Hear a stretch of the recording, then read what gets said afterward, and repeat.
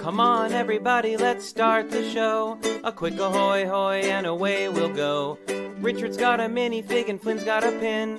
The gang's all here and it's time to begin. Tricky Bricks roll call. Moto, Holly, Kara, and sometimes Blair, Clicky, Logan, Ms. Thing and Angela, and Thunderman Ho! Now you're here to grab your bricks and let's go to the Tricky Bricks Build and Chat Show!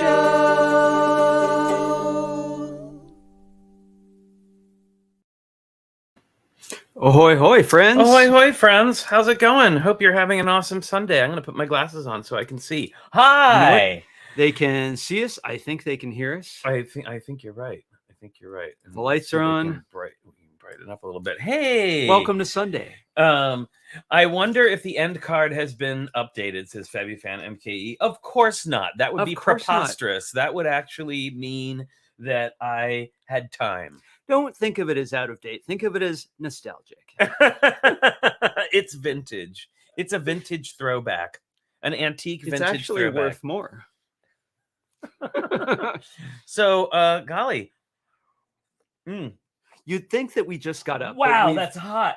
It's fresh coffee. Holy bananas. We've actually been up for quite a while. Oh my God. I'm out gardening and conquering the gameverse. Playing the Chrono Cross remake on my Nintendo Switch. A 20-year-old game.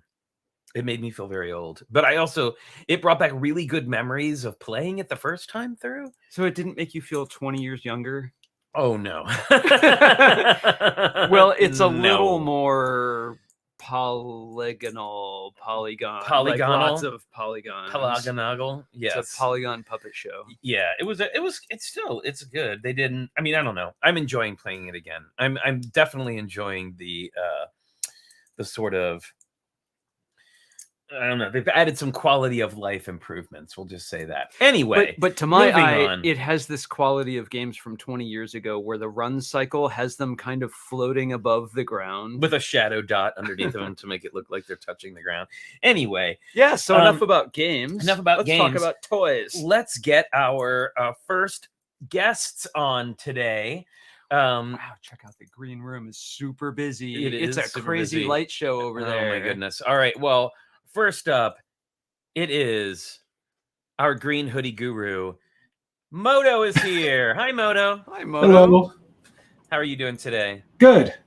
I'm good. Wow, the Sand Dune and Waterfall Adventure. We've moved on from TikTok Overlord. For today, yeah. Well, your Sand Dune and Waterfall images were epic, and as though they were from two different planets. I was looking at like Neptune and Arrakis. Yes, my son was, I didn't share that video yet, but I was like, show me your dune walk. And of course he goes pitter-pattering in exact rhythm. I'm like, he's dead, folks. He's dead. It's over. No, nice. Yeah, we went to, it was 475 miles round trip. It's 4 hours one way. But yeah, we visited Great Sand Dunes National Park. And I've always wanted to get to the top of one of the large dunes, and we did that. And then, there's a waterfall along the way back home, so we went there, and it was frozen over, which is cool. So the stream and the waterfall are all frozen, so you walk up into the canyon and you go into the little pocket, and there it is, all frozen. And that was incredible. And we were slipping and sliding and grabbing onto the rocks of the side of the canyon to get our way up. And then some folks with crampons just were like tink tink tink tink tink tink tink, and they were fine because they had the big things. All right. So it was awesome. That sounds like a good time, and one that I would love to have participated in. I have to say, that sounds like a blast. All right. So also, wow, the green room has filled up. Oh my goodness. It overflowed. Also, we have another Lego Master today. Oh goodness. Very exciting. It's Randall. Hi, Randall. Welcome back. Hi, Randall. What's up, y'all? How y'all doing? It's been a while. I know. How are you? We've missed you. Man, I've been doing a lot of traveling, work, everything in between. So I'm glad to be able to spend some time with y'all today. Yay, we are too. Awesome. And now we have from across the bay, it's Kara, minifig chick. Hi, Kara. Hey, how is How are you? everyone? Hey. Good. How are you? I'm good. I'm just looking at pictures from the Tricky Lug UK meetup. Yay. We'll definitely Oh, have to. cool. We'll have to share those. Is that on Yes. Instagram? Yeah, Chris has Kristen? already Okay. said you can share them. Awesome. Very good. Wow. Should I put up our high-tech sun blocker over If there? you must, think? yes. Maybe. And now it's AEIOU, and most times Blair. Hi, Blair. How are you today? I was Oh. a little bit muted there for a second, but I'm Yeah, I was doing gonna well. say. How are you? Good. Oh, you're back in the purple, I see. Indeed. Yes. And I'm surrounded by thematic props. So I saw your email and I got very excited, if you can't tell. Oh, very good. Very good. All right. And of course, also from not too far away from Blair, it's Holly. Hi, Holly. Ahoy, everybody. Holly. Happy Sunday. Ahoy, hoy. Howdy, neighbor. Let's get up Hi. here. There we go. Much better. No Now we props, but I have a set to build, so. Oh, we're very gonna- good. Yeah, just as good. Oh, nice. That's one of the ones I don't have. It's very cool. Yeah, that should be fun. Good excuse to build sets. Mhm. Indeed. I'm going to be doing that too. I have my instruction manual right here, as a matter of fact. Oh, well, I'll be sort of in. Oh, very kind. good. Very good. I'm not actually going to be building dinosaurs, but I will be working on the top of all volcanoes. So that's reasonably Jurassic. Sure. It works. You Yeah, bet Jurassic Park it is. So, whoops, sorry. Just like Whoa. lower, brighter, lower, I'm going to brighter. mute while I open bags. Oh, that's fine. So we actually are going to be saying hello to everybody in the chat here in just a minute. So make sure and say hello. Fill up that chat window there. Sorry, I'm getting. You can tell I got distracted and I'm trying to do technical things. So yeah, we are going to be talking a little bit about Jurassic Park today. We'll get to that subject in a few minutes. But first of all, anybody got a pin that they would like to share, perhaps? Of course I do. And I think we're gonna do 3 pins, and then we're gonna take a break to say hi to the chat, and then we'll come back to the pins, just to keep it from depopulating like it does. Okay, Kara. So I can't remember if I've showed this before, but I had this awesome Animal Crossing pin. What? Isabel's Wow. pins. What? Where did that Yay. come from? I must have it. PugnaciousPins.com. Oh, Wow. y'all are There- too there's much. Isabel right there telling you have to decorate more. I know you need more trees. You need more fences. Now you have too many trees. Ugh. That is amazing. Yep. Randall, you got something for us today? Yeah, actually, I was at dinner the other night and wore this one. It says "We gonna be all right." I don't know All if right. you can see That's it, so good. but yeah, it's from a popular letterer here in Chicago. Nice. Sells pins, yeah.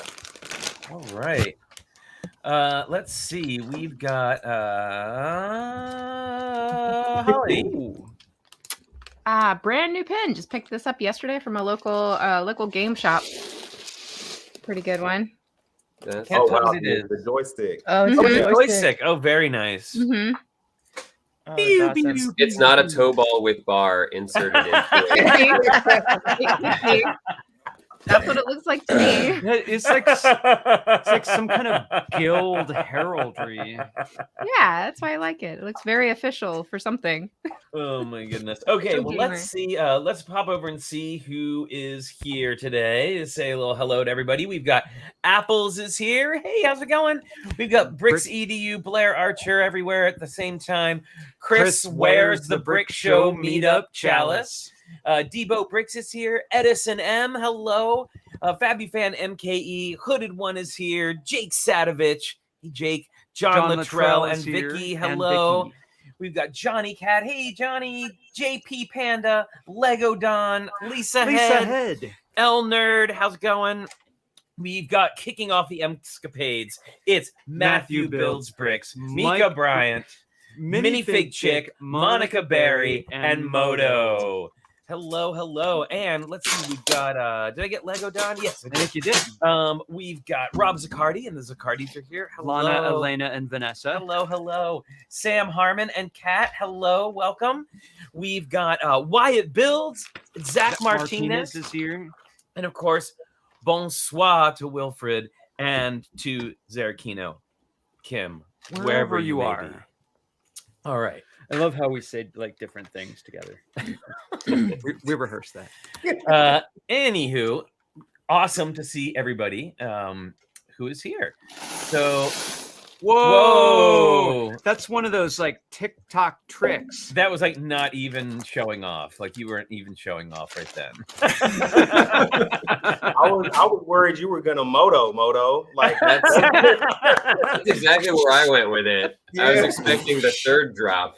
Like 152,000. I still have one more to get it wrong. So Okay, still a shot. Got still it. a shot to get it wrong. I'll show my pin. Oh my goodness. There you go. Oh, Oh, hang on. Great Oh, sand the great dunes. sand dunes. I love it. It looks very stained glass almost. Yeah. That's really cool. And I want that stained Small Art glass. in Director my- got a pin. He got hippie one of house. his first pins ever. He got a Junior Ranger pin, and he was wearing it around the rest of the day. Oh, Oh, how cool. Very good. So now he's a Junior Ranger. Nice. Blair. I had a different pin in mind, but I felt like I had to go thematic with my Firefly pin. Curse your sudden but inevitable betrayal. Yes. Nice. I know I was looking for something that was thematic, but I couldn't find one, unfortunately. Yeah, I was surprised I don't have a Jurassic Park one. I was looking for a dinosaur, but I didn't really have one. Let's that was it. see. Oh, I guess it's us now. Yeah, I'm not actually going in the dinosaur direction with all right. mine today, but my all right. favorite, number one favorite of the Fae folk, Peter Pan. Yay. Oh, that's really nice. Cute. Sorry, Clicky is escaping. What? I think Hold on. he helped. He was having like a little He- moment there. Sorry, Clicky's getting his stuff together here. Okay, and then I have right. this one, which I really like. It is the Mad Hatter. I know I've shown this one before. Oh, yes. That's great. I But can back hear to his it. voice right now.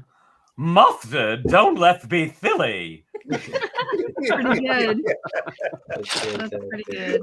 Now, Well done. jelly, that's different. Yeah, I love this one, and you can spin the back to like whatever you're feeling today. So I'm gonna stick with fun for today. All right, Oh, there that's you awesome. go. That is cool.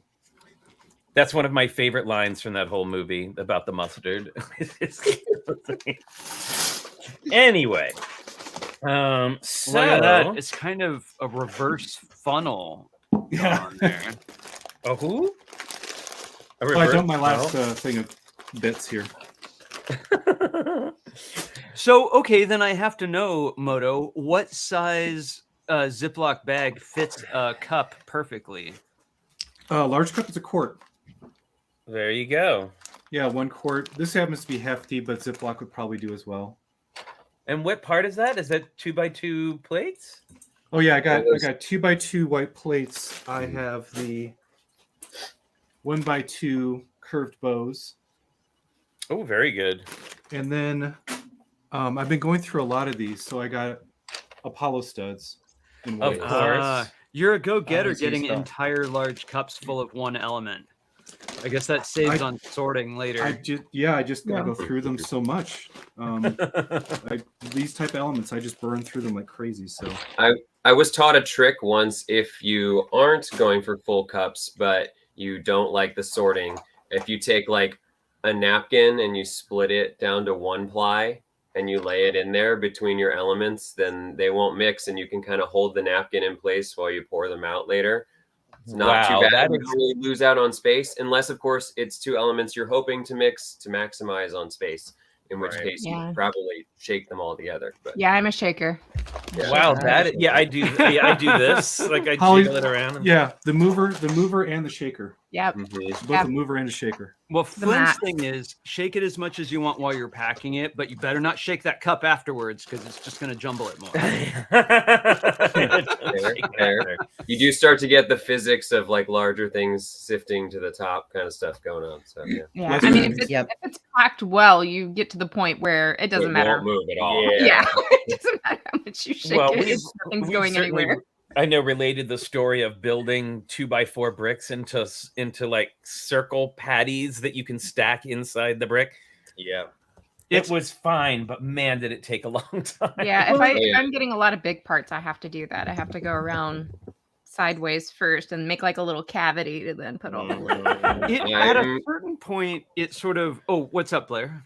Oh, I was just gonna say what I ended up doing was figuring out how many I could get in doing those methods, and then I just got a count, and I knew the employees well enough before I worked there. I was just like, here's my 200 or whatever, and then dumped them into a bag because I didn't want to use the cup anyway. Right. Yeah, And I was that's keeping kits actually for the that's what libraries and happened to stuff. us. The So, manager of the store took pity on us and was like, "I see that you're filling these all up. If you know how many are in, you can just put them in a bag." I was like, And "Thank you." and brought a whole box out. for yeah, and us. brought a box Yeah. out for us. Wow. So we were just like count. Yeah, it was nice.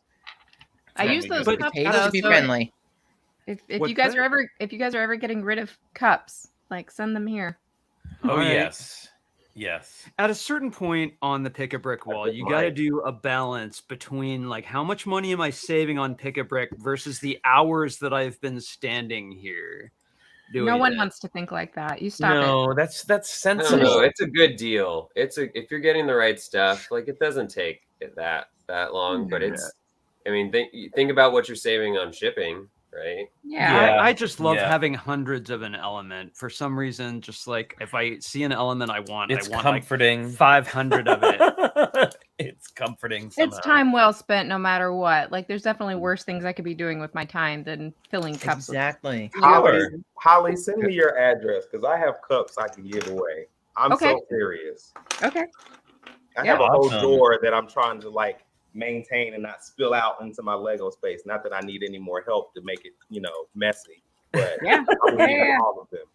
Yeah, Yeah. I'll take all the cups. I mean, I have my primary cubbies just about full. I really only need a few more to fill it up, but I think I'm going to probably end up eventually doing like an expansion into my storage area because it just works so well. I think I might just in the cubby systems themselves are relatively cheap as long as you can get the little wine bottle inserts, which are kind of hard to get actually. So I have to stock up on those too. For me, and maybe this is because Flynn does most of our procuring of Lego. For me, the Lego store is more a social experience than a consumer experience because I just go there and chat and walk around and look at stuff with whoever I went there with. It's like a little, I don't know, social thing. Yeah, I saw 4 of my buddies in yesterday shopping. They come in all the time together, and thinking about how many times I've run into people while packing some, a cup up, and maybe I wouldn't have crossed paths with them otherwise because I was just Right. there, like getting all the little things in, and then all of a sudden you're standing at somebody like, "Oh, hey, like how's it going?" It's pretty cool. You can It's help like each the other Lego out. watering hole, right? Yeah. It is. Yeah. Our store is especially very social because everybody knows everybody around here. The people that work there, the regulars, like it's I mean, I've never like planned on meeting anyone there ever. And I see at least a couple of people I know every time I go. Where everybody knows your name. Yes. Yeah. Exactly. Yeah. So, how about we talk about our subject for the day? Part one done. Welcome Cute. to Jurassic Park. Cute. Here we are. So, I have to. I've got. Dang. I think I'm Waiting I for was that. hoping we were going to see that today. Mhm. So, it's no coincidence that we're talking about Jurassic Park today. We do have multiple Jurassic Park sets that were sent to us for review, and we are going to be instituting our new video review, 10-minute video review videos, which hopefully we should have the next one out, or the first one out next week. So we've got this one. Dinosaur's amazing. Yeah, we've got this one as well. All right. Oh, sweet. With play functions. And then we have the big boy. Yay! Yay. And That's then we have the another one as well, but it's actually in the car right now. It's a larger one, but a lot of really cool sets. Now, before we like dive too much into about like the actual sets themselves, yeah, there is a new Triceratops is really cool. You know, I gotta say one thing I noticed about the dinos, and maybe it's just that I haven't looked at a lot of these sets before, but did the dinosaurs always have like scars and scratches on them? No. This Yeah, is okay, like so that's a new this thing. is like OG. So Jurassic Park is notorious for having like a battle damage thing to sell a lot of their dinosaurs. In fact, my things from the crypt today include one of my favorites. Oh, And they had the battle damage. Whoa! And so they're bringing that stuff back. Of course, that piece is long lost to history. Yeah, see this one, I noticed that this time the dinos have lots of like scratches and scars on them in different places. Like this one's got one on his eyeball. Oh yeah. Wow. It's hard to be a Triceratops. It is. You know, they're always in a fight. Well, I mean, they never encountered tyrannosaurs during their time. So. Okay, so I'm curious.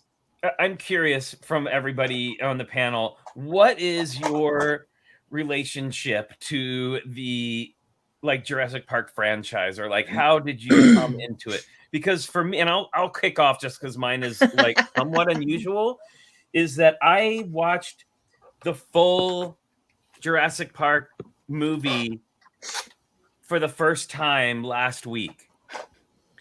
I had never seen. I think we've talked about this before, but I'd never seen the movie. Like when it came out, I was in my early 20s, living here in San Francisco, and had a lot of other things going on in my life. And movies, as much as I love movies, I was really all into old movies. And money wasn't so much of a thing that I had enough of, that going to the movies was something I was able to do. So I came to it rather late. So I always enjoy actually reviewing sets that I don't necessarily have like the deep investment into, because I think it lets me look at them from a bit more of a critical eye, kind of like with the Home Alone set. Like, I wasn't super familiar with it, but it was an enjoyable build and architecturally interesting. But I didn't, and I did watch the movie while I was building it, so I got all the jokes and references. But it was I was able to look at it a little bit differently. Randall, what's your I know you were very excited about today, so I'm guessing that it was. I know. I guess I lied to you, because I'm at the same place that you are in terms of my relationship with Jurassic Park. Like, haven't watched the movies. I think I've seen the first one. I think. So I'm very I know that Jurassic Park is like a popular theme in LEGO, and I'm fascinated by that being the case. I am glad that they brought, again, I haven't seen the movies, but I'm excited that they brought Jeff Goldblum back for like, yeah, right. So like, if anything, I'm like, all right, I think I'm gonna watch that one. But by and large, I haven't watched almost any film in the franchise that I can remember. Yeah, I've watched the first one, and I did watch one of the first Jurassic World ones. Yeah. And a lot of people got eaten. I just remember that. Holly, how about you? Yeah, I feel like we've talked about it before, but it was like transformative for me. Yeah. It was one of the first movies that I remember seeing in a movie theater. I was about 12 or 13 when it came out, and I went like I think I either went by myself or with a friend, or there was some situation like where I wasn't there with my parents, and was pretty freaked out, but also just completely like in awe of like what was happening on the screen, to the point that within, you know, a few years I had figured out that I wanted to make movies, you know, at some point in my life. Which I kind of always had wanted to watch movies, but at that point in my life, that's where it transitioned from like imagining being like a Disney animator, like classic Disney animator was kind of my objective up to that point. And then all of a sudden it was like I was really into movie magic and visual effects, and sort of like now I just want to make movies. I don't really understand how any of this is happening, and I'm completely like curious, you know? That's awesome. Yeah, so I feel like that almost like even though I didn't know it at the time, like looking back on it, I very, very vividly remember kind of that point of being like I want to do this, you know? That's so Yeah. wonderful. And I'm pretty much doing that. So that's kind of, so follow your dreams, kids. But and I've read the book. The movie is like holds up really well to the book, so it's pretty much just like the original book. So it is a good book if anybody cares to read it. It's worth picking up. Every movie since then has made me a little more and more sad as we go along. Now, so why I is had to that? stop watching them. Why is that? Well, once it turned into, you know, like a money grab thing where it was just sequel after sequel and kind of cashing in, it lost all the magic. And Sure. you know, because it can't be all about the visual effects. It has to be, you have to have characters that you care about, and you know, a story. I just didn't care anymore about it, who was getting eaten. Like it's just especially the whole the more recent Jurassic World movies. I haven't even seen them all. It only took watching one or two before I was like, yeah, this is just ruining it for me. Well, did you start rooting for the dinosaurs? Yeah, kind of. Yeah. I kind of was rooting for them in the first one too, though, you know? Well, they kind of make you, right? Like Yeah. they're, you know, all the people who get, you know, who Yeah, like, get that's what taken you out get. are the sleazy people. I remember in the first one thinking, well, maybe they're just all going to get squished by this stampede of, what were they, brachiosaurs, and Yeah. that's it. They're just going to right over them. So I'm interested to know. I mean, and you probably didn't know this, but we actually have one of the stars of Jurassic Park with us here today. Roar is here. Now I know that you're you have an interesting relationship. Like they brought you back from the dead, basically, to be in this movie. So that must have been an amazing time. Roar!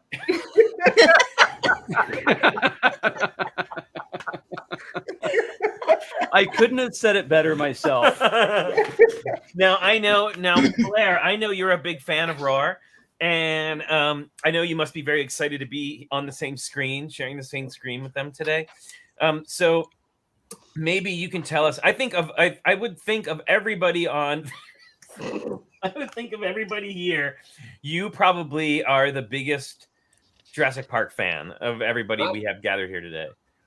I mean, Holly and I sound like we have a lot of the same story, you know. I think that the timing was just right for us too. Yeah. I had read the book before the movie came out, so I was especially excited about it.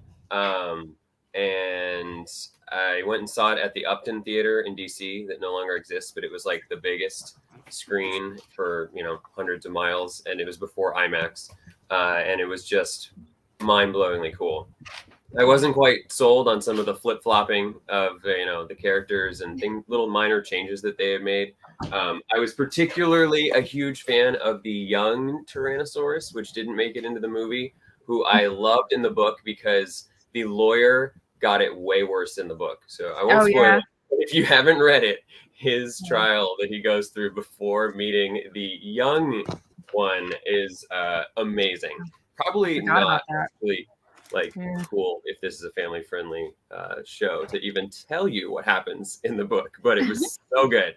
I mean, the way that they described things in the book and then translated it to these visceral scenes, mixing like horror and action, you know, but with dinosaurs in a way that we hadn't seen before. Yeah. And how the dinosaurs were handled, even though they went with an artistic license, they they transformed them into a kind of realistic, believable movie monster, which was unlike any of the dinosaurs we'd seen prior, which I still loved. I mean, all the way back to the like Harryhausen days. Like it's like they're even when they were cheesy stop motion stuff, they were so great, but they didn't have the grace and the natural behavior that they did in Jurassic Park.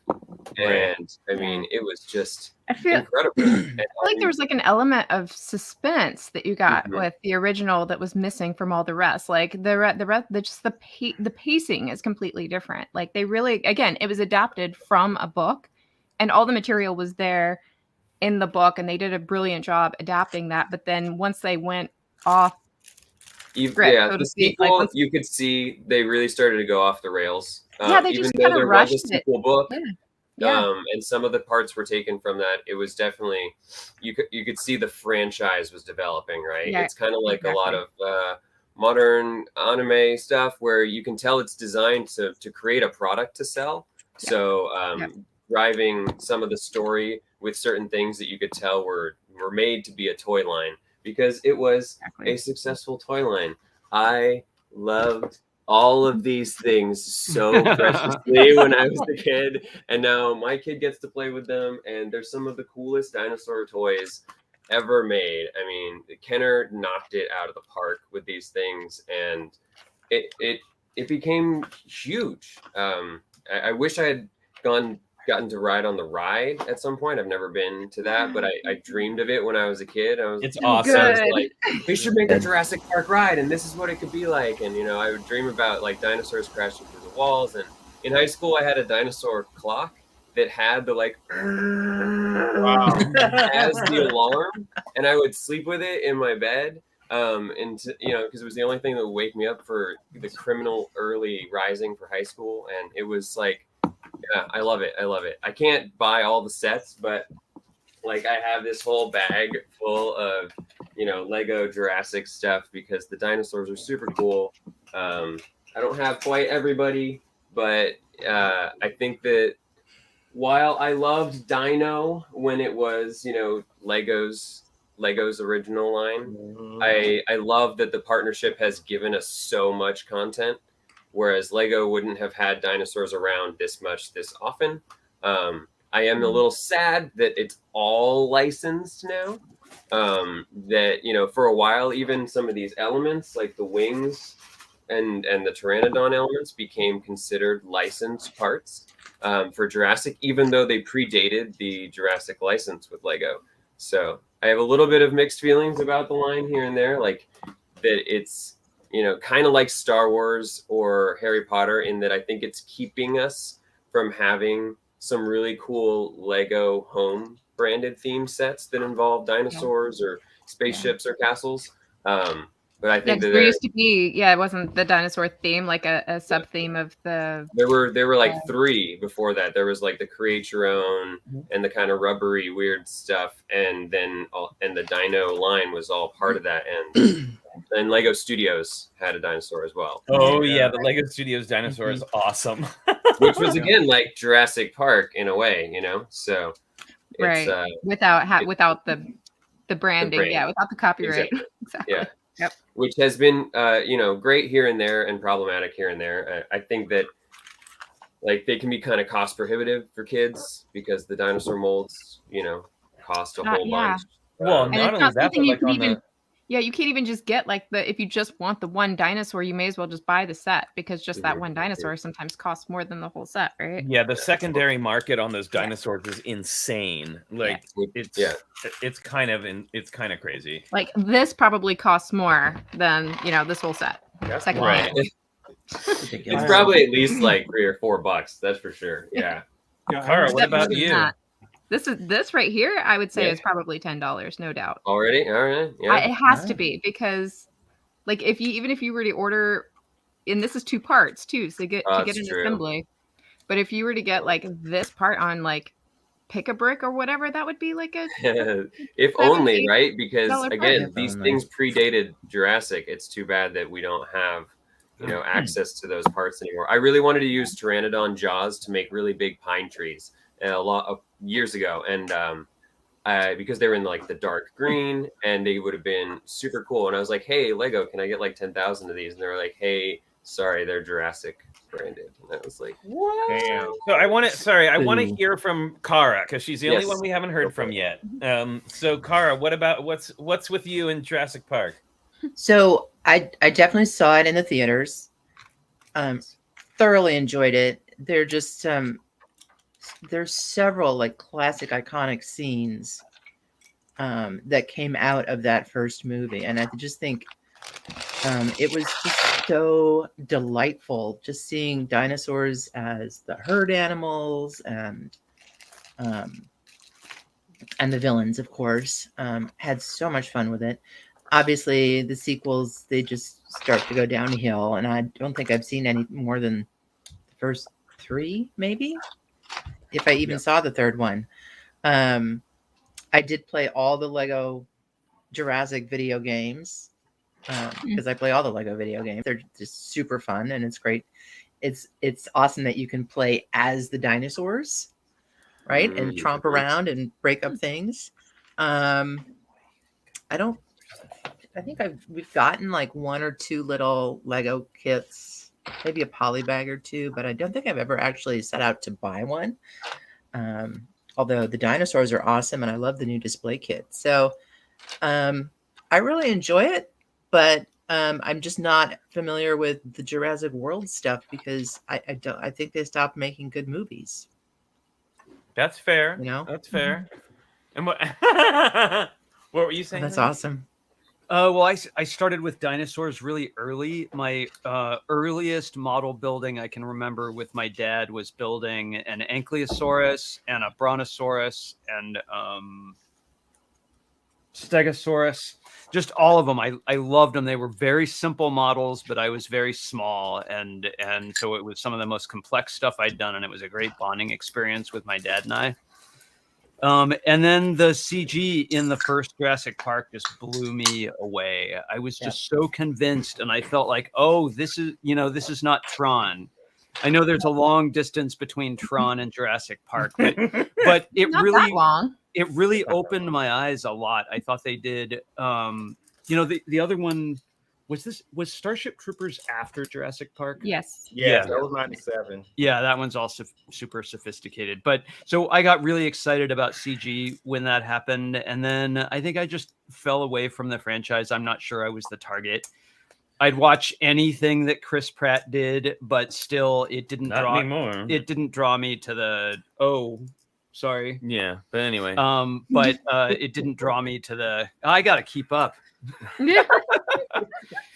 But that said, even though I'm not excited about the later movies, I'm really excited about these sets. I think they're huge adventure play. The Jurassic collaboration at Bricks Cascade also got me very excited about Jurassic Park and Lego and dinosaurs. Yeah, I mean, the first photorealistic CG was in Young Sherlock Holmes with the stained glass knight. Oh, that was so cool too. I remember that. But it was such a short scene that no one really considered it. And when they were producing Jurassic Park, the thought was they were going to go with go motion, and only until they started to really show what the dinosaurs would look like with CG, they were all in. And so it was the tipping point of CG being the primary VFX model going forward. It really tipped the industry. And I remember seeing it in theaters for the first time with my brother, and it blew my darn mind. I mean, it's amazing. And the dinosaurs have held up a lot better in that film than most films as characters, simply because they went for a full-blown skeletal and muscle model that was very realistic. Yeah. So they went for the realism, whereas a lot of CG is dial it up to 11 and over the top, which makes it much less realistic, and it doesn't survive or hold up as well. They also used a lot of tricks. There were a lot of tricks for hiding bad CG or hiding bad, animatronics. Well, yeah, whatever. Put it in the dark in the rain. I mean, that's far away. Things are moving, motion blur. I mean, there's tricks, and whereas as CG was becoming more sophisticated, I think movie producers have felt more comfortable with like showing it off, and sometimes You It get the doesn't hold up uncanny over valley time. effect. Yeah. Yeah. Yeah, you wind up with- If anyone out there watching hasn't watched some of the like behind the scenes for the story of how the Jurassic Park design Good. went from the models and the stop motion to CG, it is incredible. And it's well worth the watch because he's right. It did change the landscape of filmmaking forever. Well, now there were puppets too, though, right? Like it Yeah. wasn't. Yeah, there were just animatronics. For Yeah. close up. Yeah, yeah. Yeah. So Which is great because now they're going back to that now. I mean, it used to be all CG all the time, and now people are realizing that, like if you've seen the movie Dune, if you put a lot of effort into the practical and then add the the really good CG layers on top, it's much more powerful of a storytelling device. Yeah, we've been doing that for over a decade at my studio. Yep. So- and it Trying to showed. explain to people how we make movies is one of the most difficult things for people to Mhm. comprehend because we're notorious for making stop motion movies, right? And especially when we first, like when Coraline first came out, Paranorman came out, it was like groundbreaking in a really weird retro kind of way that we were making stop motion movies. But then you also try to explain to people how we've adapted all these like all this technology that's been developed over the decades to kind of like, now it's this like very hybrid process. And even the way that we're doing stop motion is still like a really high tech way of doing it in a lot of ways. And without really seeing it, like going behind the scenes and seeing how we're actually doing things and putting it all together, I don't think people really understand what it takes to make even a stop motion movie, Mhm. So something I wanted to, sorry, not to go away from this subject, but I did kind of want to bring this back around to the Lego sets. Yeah. Is that we have? Oh, it is that time. Yes, it is that. Okay, well, I'll come to this. I'll use this as a natural break to come back to the subject. But that's right, everybody. Oh, I'm moving things out of the way so somebody doesn't help organize. Oh, he's already got his ears up. Coming. She's here. It's time for the pause that refreshes. That's right, everybody. It's Logan cookie time.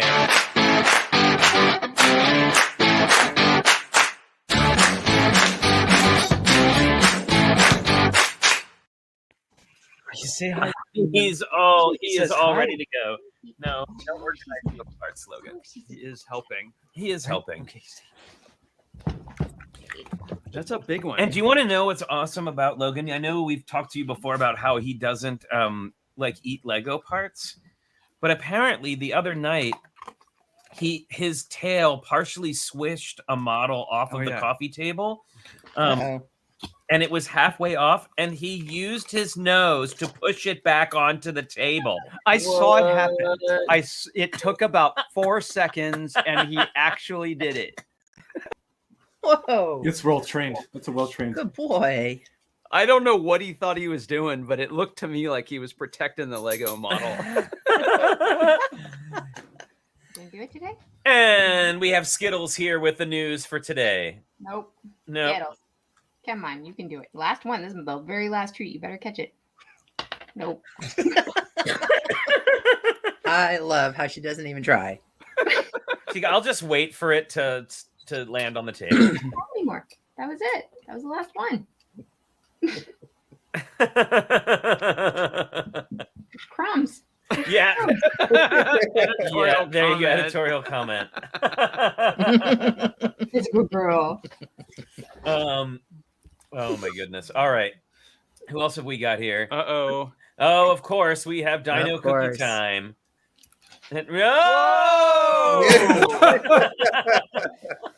Thrill of victory and the agony of defeat. Arr. Wow, with video effects even. I know. The motion blur on those is amazing. They have so much attitude. They're just so funny. Dino dudes. Yay, I'm a T-Rex. And there you go. This just in. I know, this just in.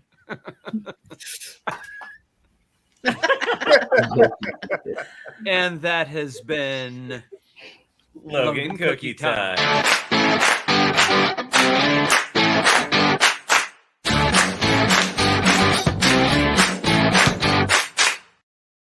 where else can you go for hard-hitting commentary and features like that? And features like nowhere, I tell you, nowhere. So, okay, so what I was about to bring up, and Richard was, and I did not just almost call Richard Logan. Richard was kind enough to go out to the car and pick up. Ooh, I'm excited about this one. This other set. Now, this one unfortunately blows my my theory to ribbons. But these ones that I was showing you before, and there's other things. But I just wanted to say that I'm very excited to see skin tone diversity in the sets, and not just from Jeff Goldblum. We've got several characters. Although I have to say, I'm very excited about the new Jeff Goldblum figure in this particular set, because I think it might be my new Sig Fig head, because it's got the right skin tone and he's wearing glasses and smiling. I have to take that figure and combine him with Fly Guy. He even has, right? He even has like little crow's feet on and everything. So that might be my new Ian Malcolm might be my new Sig Fig head. So I'm pretty excited about that. I like the way you're selling that.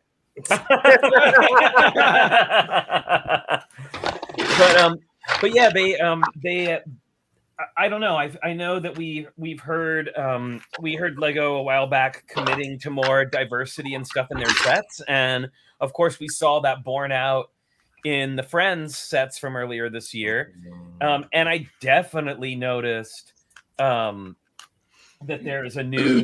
there is a variety of things, a variety of skin tones and people and male and female characters now showing up in these Jurassic World sets, which is great. Now, I don't know, since I haven't seen the movie, I don't know if that is more because they're leaning on the cast. I mean, obviously, yes, but that helps. Yeah. It helps. Yeah. But, also, too, they could have just thrown in another Chris Pratt figure and been done with it, right? Like that could have been the extent of it. Yeah, but anyway. I mean, to be fair, this set comes with 2 figures, and yes, one of them is yet another Chris Pratt, but then there's I think this guy's name is Darius. So even in a small set with 2 figures, at least there's a chance to mix it up, Chris That's Pratt fantastic. is the Jack Stone of Jurassic World. Oh God. You get one. Is that who's the guy in the white hoodie who has the ghost dog? No, that's just Jack. I don't remember. Jack Stone is somebody else. Oh, Jack is who I'm talking about. You get one in every set. Yeah, you get one in every set. Exactly. Yeah. So anyway, I was just really personally excited to see that. And I will say, and I'll go over some of these things in my review, but now this doesn't really apply to the big set, which is obviously more of a display model than it is a play set, for sure. You can see it in the way that it's done and all that stuff. But well, what do you mean in the way it's done? Well, it has a brick built dino, right? Like that's a departure from most of the sets. Like there's no pre-molded dinosaur. Is the packaging different too? And like the way they target it? And the packaging is like the adult style packaging with the black, the black background. It doesn't have. No, it's hard to say. This one doesn't have an 8. Oh no, this one is an 18 plus. Yeah. Yeah. And then the rest of these are 8 plus and 7 plus. Now, what I did notice is that there isn't a lot of variety in these sets. It's really all about the dinosaurs. It's like 75% dinosaur and then 25% vehicle. Mm-hmm. So, and I've noticed that like just over time, even though I haven't bought them before, but looking at them is they are a car and a dinosaur or 2, and that's what you get. And really, that's the selling, like the dinosaur, like we were talking about before, is the selling point, right? Yeah. I mean, that pretty much accurately describes the film, though. 75% dinosaur, 25% vehicle. I mean, there are some buildings. They've done some buildings in the past, but almost always it's so much of a big facade that it's just uninteresting, right? It's just a big flat thing, and there's like it's not even got like Lego Friends level behind it, Yeah, well, like this is, so here's a good example. I'm gonna pop this onto the big screen real quick. There you go.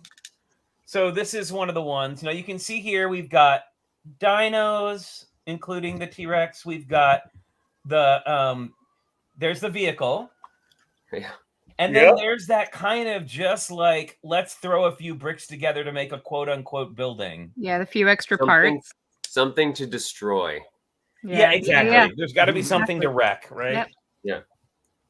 Which And, honestly it captures, like Moto said, it captures it perfectly in a way.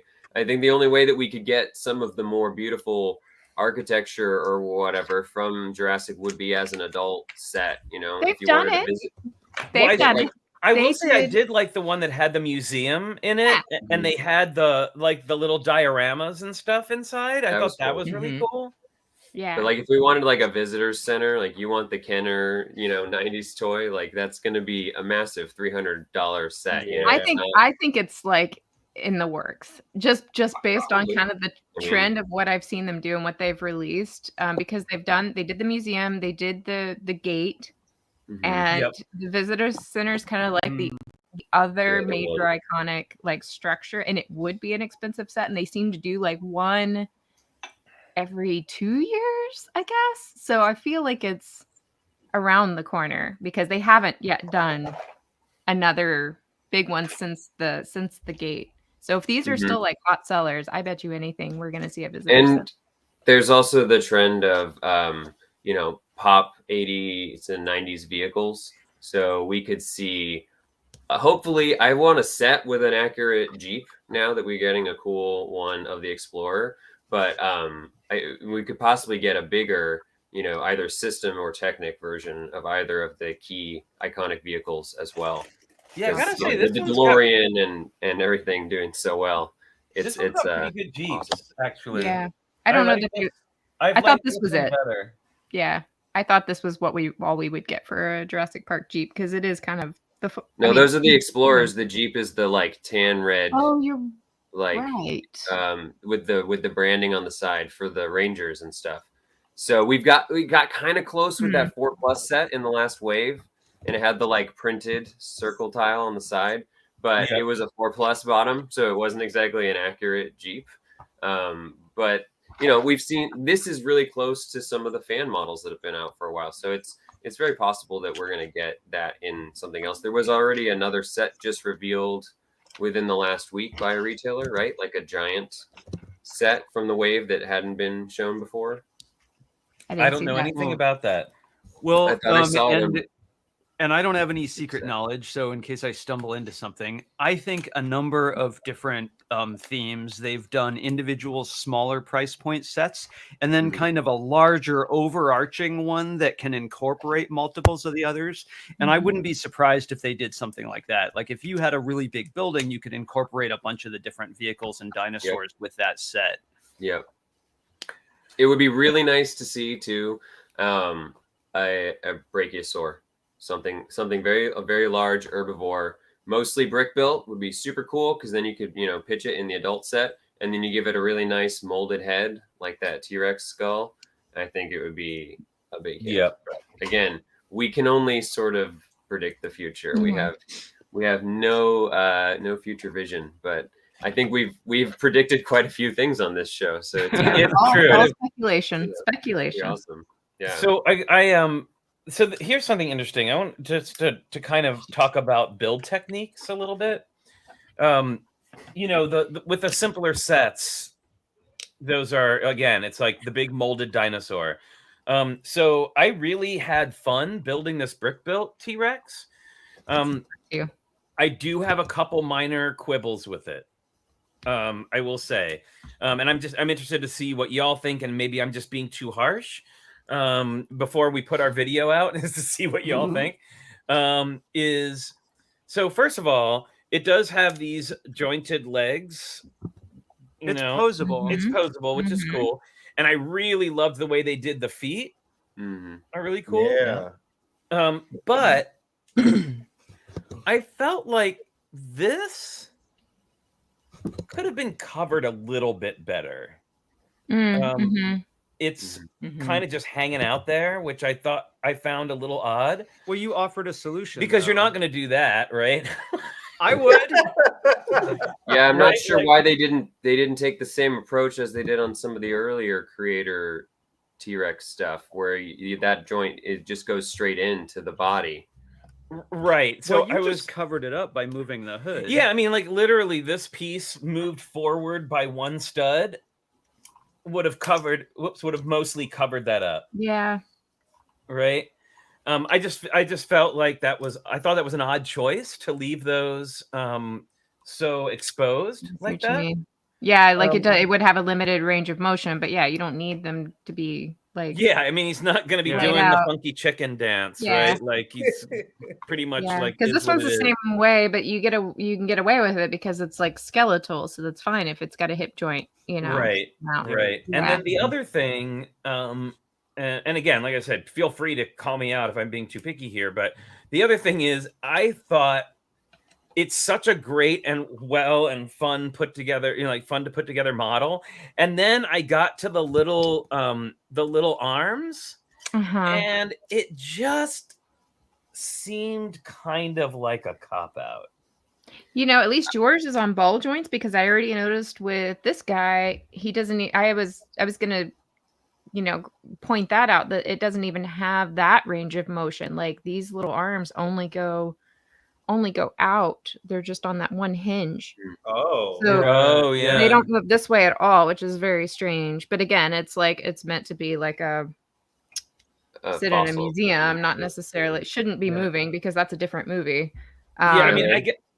I like the humor behind using the single clip, but I don't know. I just felt like for an 18+ set, they could have maybe done a little bit. I mean, I don't know if like the Wolverine claw piece would have been more appropriate or even like appropriate at all. in a color. In a color. And then the other thing too is like they could have at least finished it off with like a tile or something.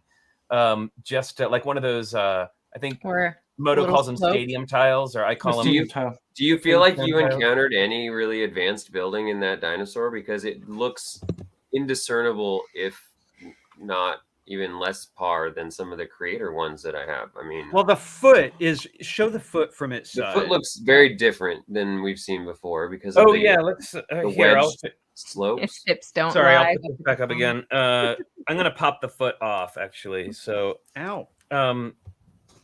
so here's what the foot looks like. Can you hold that button down? Yeah. Thank you.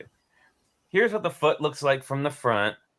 And this whole section is put on, I thought very Yeah. clever, onto one of those rocker hinges. Yeah, look on the It's side built to get that sideways. angle. Mm-hmm. Get that nice angle. And then this with the toes Mhm. is attached onto that.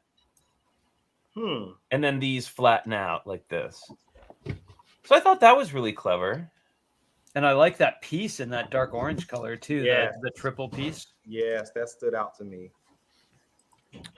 So I thought that was really clever. I mean, yes, I mean Monica's right. Like the T-Rex only have 2 fingers, so the claw wouldn't make much sense. I don't know. I just the way that little arm was made with that clip just seemed a little bit of a cop out to me, considering it's an 18+ set, and they might have come up with something more interesting. I mean, I feel like the creator one I have has 2 like tiles with clip going up, and then they have the little actual claws in them, which looks goofy in a different way, but it's also like there's at least something to it.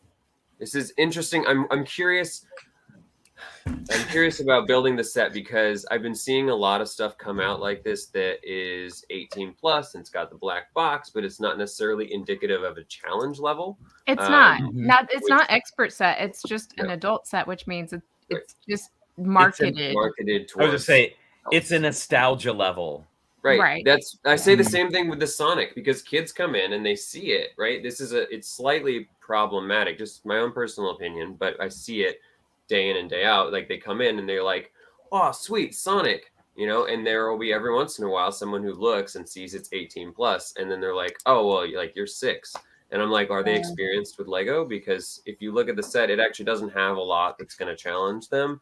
It's more targeting those of us who grew up playing Sonic. Like I look at this set and I can hear it. Like these things are put in this corner where it's all the adult marketed stuff.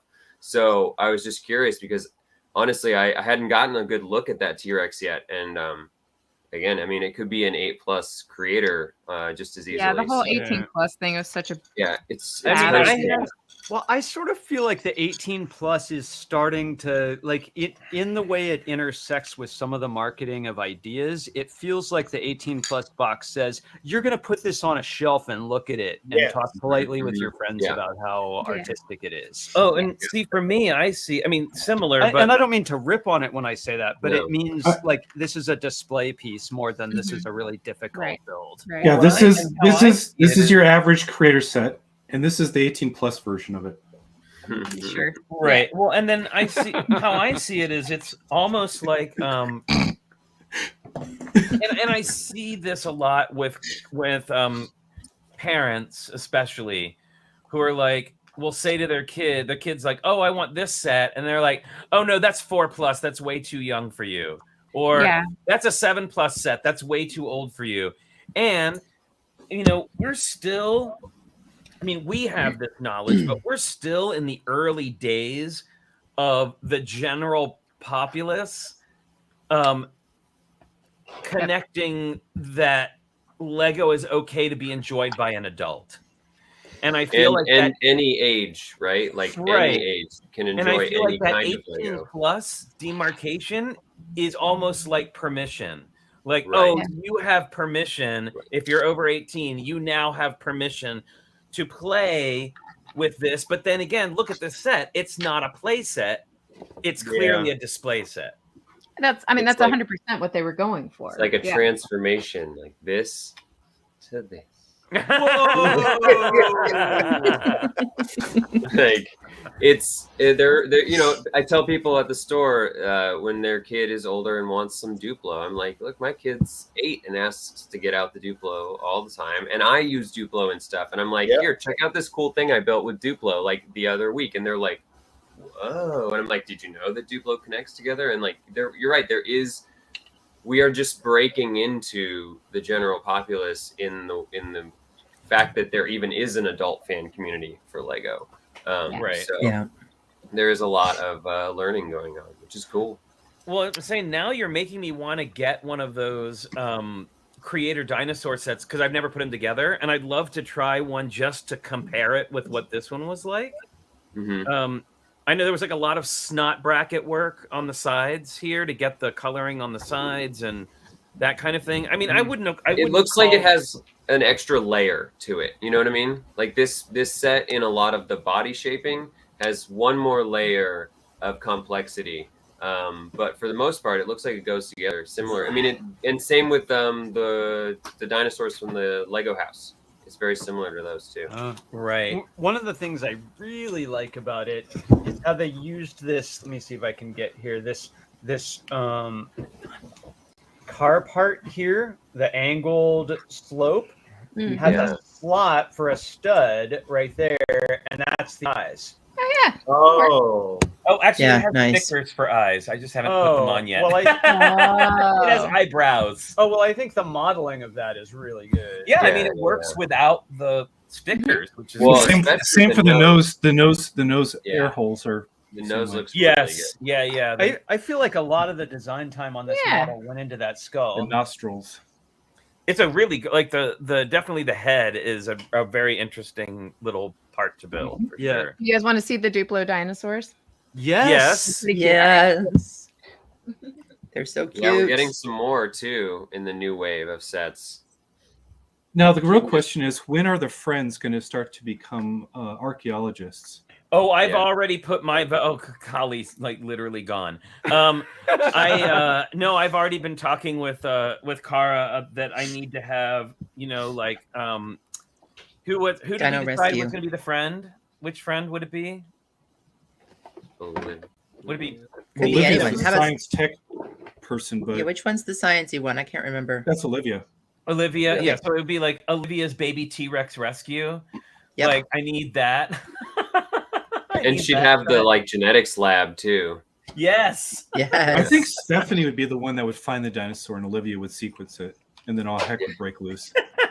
I haven't even pulled it out of the bag yet. I think that's our next mashup is Friends I love it. Jurassic Park. And you've got Liz up in the tree in the like safe net, you know, like in Lost World, you know. All right.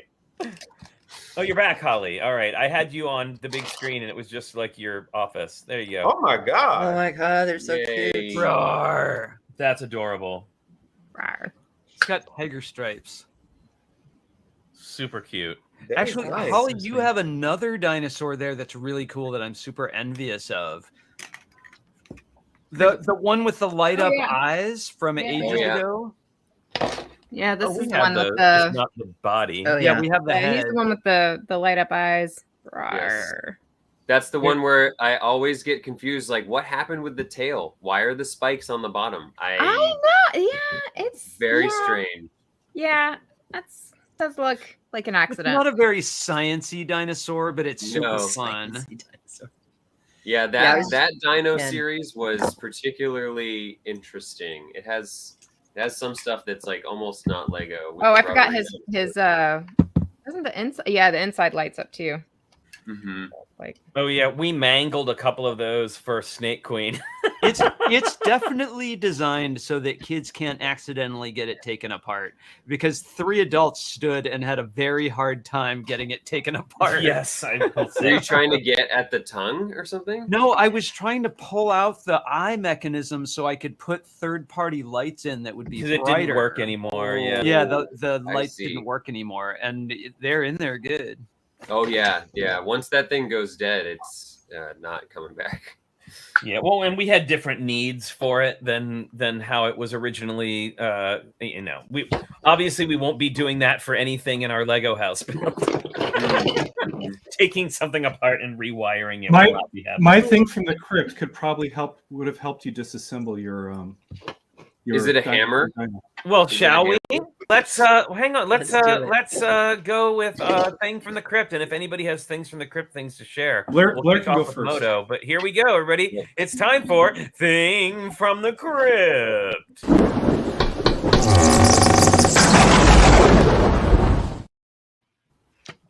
Oh, me first.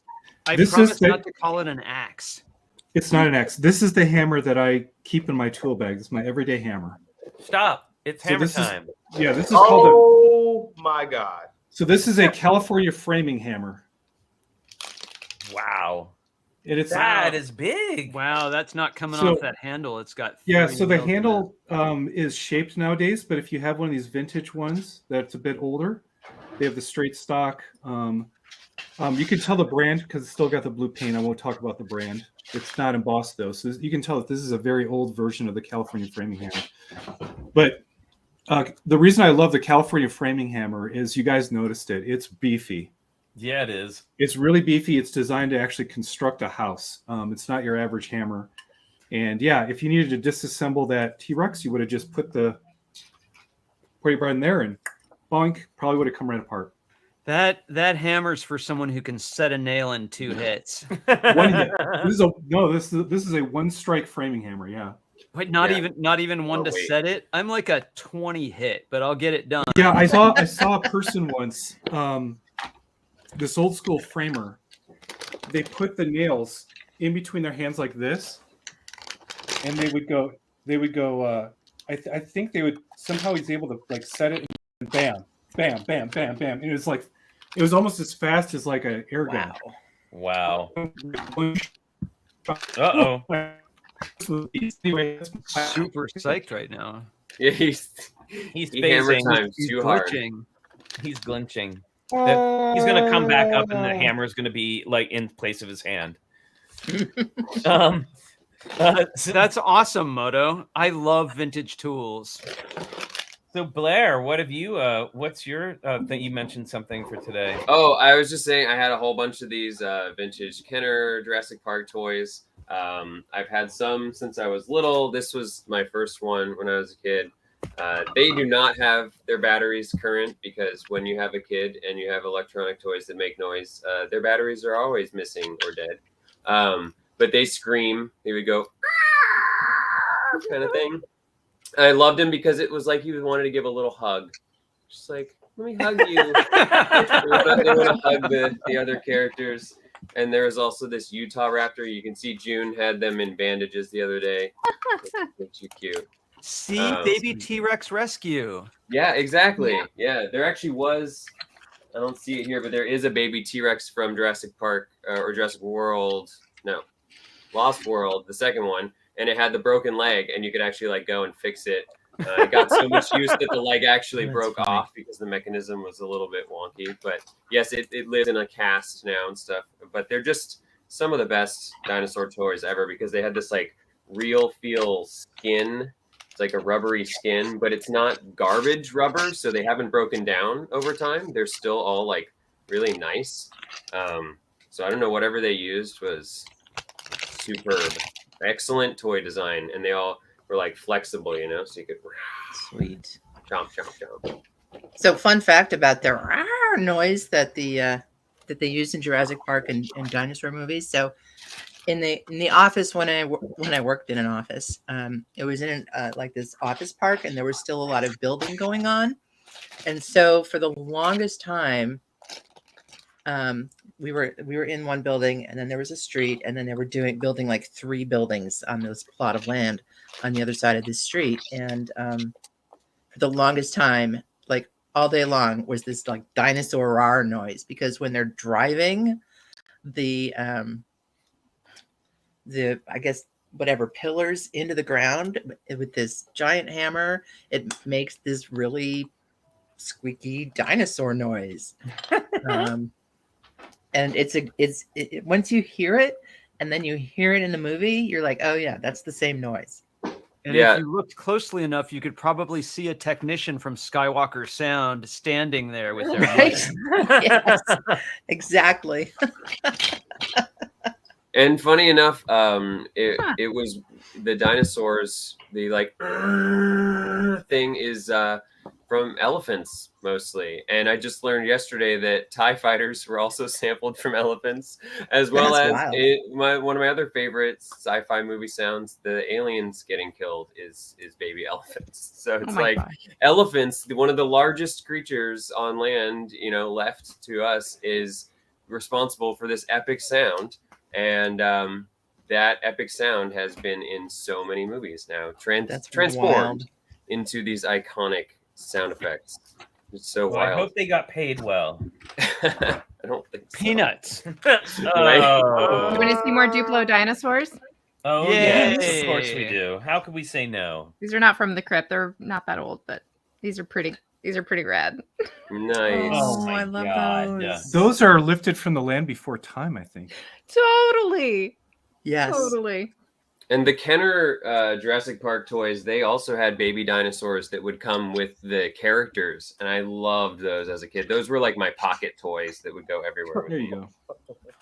Well, I worry because, you know, they put out all these cutesy looking dinosaurs, and then when Jurassic Park really does happen, everybody's going to think that they're just going to have eyelashes and be super cute.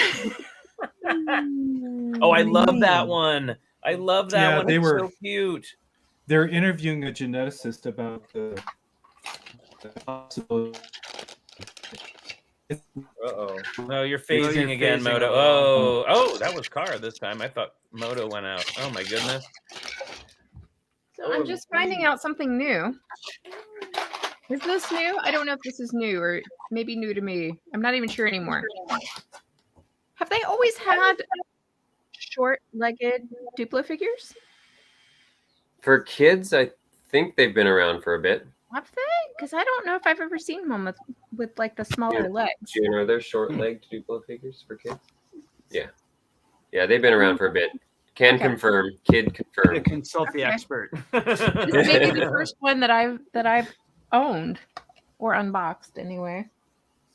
There's a lot of cool parts in this, by the way. Like there's I have two of these sets, and there's like you could even use that just in a nice. You know, it's Duplo, but this is like one of those pieces that you could just use in a regular set or a mock or whatever. I love Duplo printed round and like they're ones that are about this size.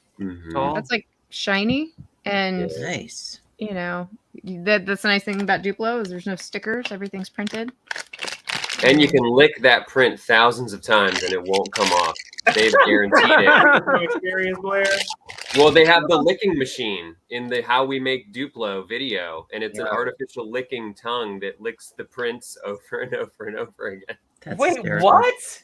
Are you Yeah. serious? Right. I mean, it was in a video like years ago about how they have this machine that basically like wipes them in a tongue-like fashion to Oh, prove wow. that they are like inedible. That is super. That's amazing. The scale is so funny. Like, I just love how out of proportion. Yes, the phones. The phone is one of my favorite Duplo accessories. What is on that phone? Oh, it's a picture of the island. Uh-huh.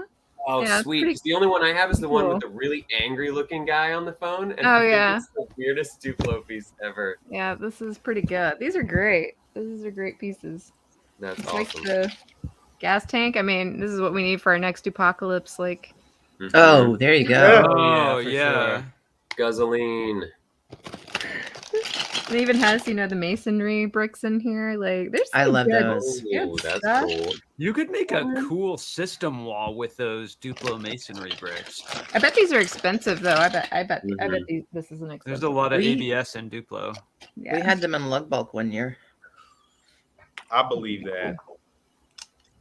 Very cool. Hello, Doc Sampson. How's it going? So sorry, I'm over here on Instagram trying to find the photos from the UK meetup. Go to Chris Chalice's channel. Yeah, I see a picture of Chris and Matthew, but I And don't. then there's a couple more. I mean, Chris and Matthew are Tricky Lug UK. Oh, I guess that's true. I guess that's true. And then there are a few pictures from the show too. Okay, well here, let me see if I can share. We'll take a little Jurassic break, and talk about the little meetup. Oh, Moto's back. Oops. Oh God, I thought that was a coffee cup. Dino down. Dino down. Let me see. Oh, Doc's still wearing the ring I gave him. That's awesome. I really wish Duplo hands articulated. Oh, like Friend's hands. This Mhm. makes it like he can't even use this phone. That's really sad. He's showing other people the island.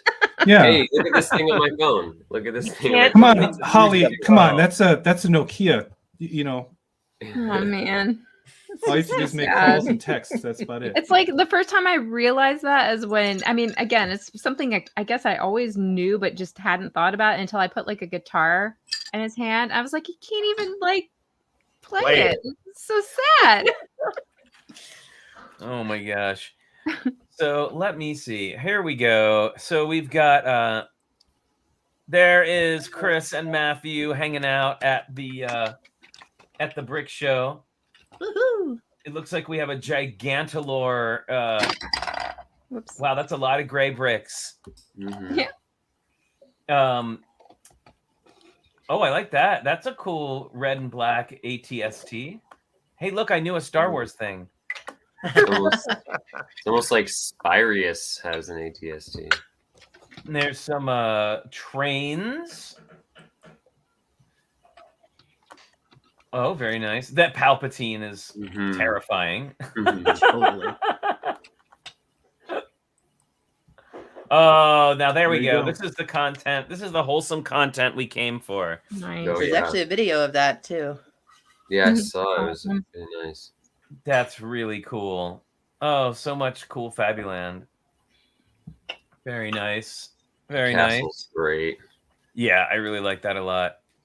Like, it's so unassumingly awesome. It took me a minute to realize, like, oh, that is a Fabuland yellow castle. That's so awesome. I've seen a lot of really cool Fabuland takes on things lately, like Star Wars ships and Mhm. other things, and it's been fascinating to see. But yes, go check out Chris's Instagram feed, which I believe Kara posted up to check out more pics from that show. Oh, Matthew says he bought a lot today for my first convention. That sounds pretty About right. Spot on. Speaking of conventions, what are the next conventions people are going to? Randall. I will be at Brick Fair, VA. Yes. I won't be able to go to the big one, late breaking news, but I will be at VA in late July, early August.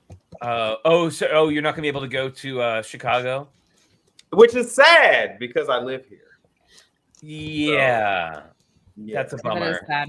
I wish we could go too, but unfortunately it's the same weekend as Bricks by the Bay, which is where we'll be next. No, Wow. Chicago's the weekend before. Oh, the weekend before, sorry. But And then it's Still Chicago, Bricks by the Bay, and Brick Rodeo on 3 weeks in a row. So yeah, and Oh. we're going to we're the keynote speakers at Rodeo this year, so we're gonna have 2 convention weekends in a row, which is gonna be interesting. So yeah, that should be fun. Blair, what about you?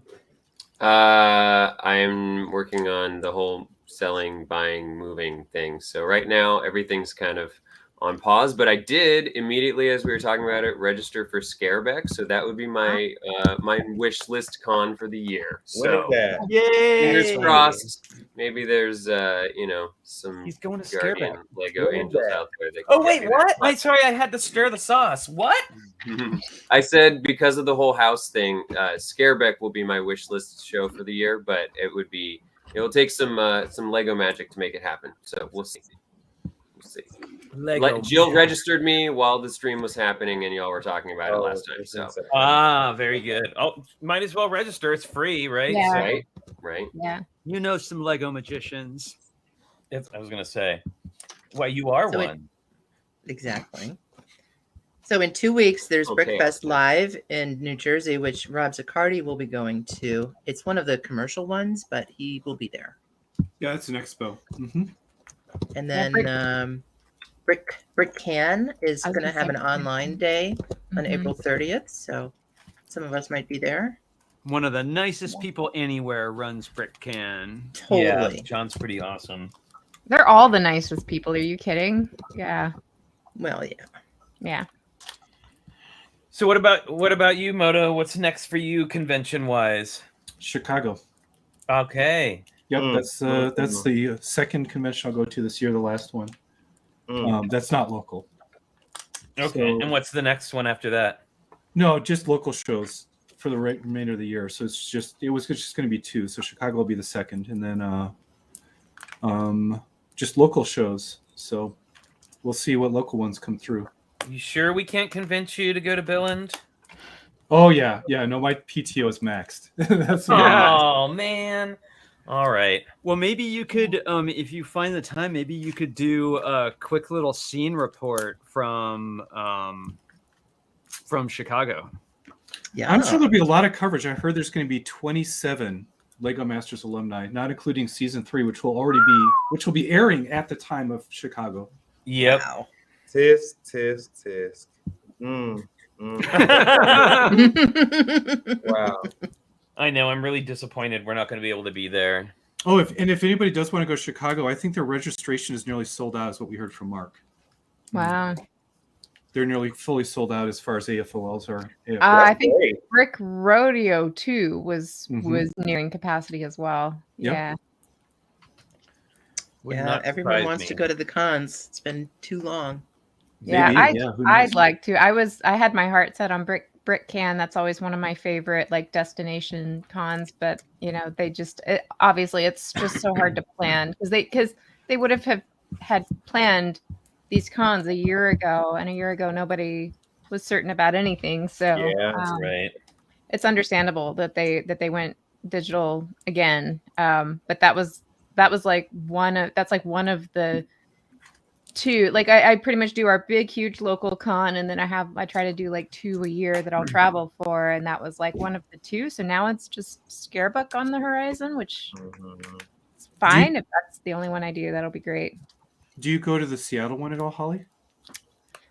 No, and mainly because the last few, of course, it didn't happen last year or the year before even, but mainly because it happens like the weekend after Scareback. So the couple of there years you that I go. went to Scareback, I did do it.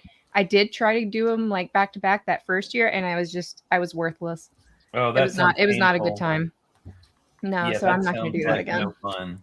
Yeah.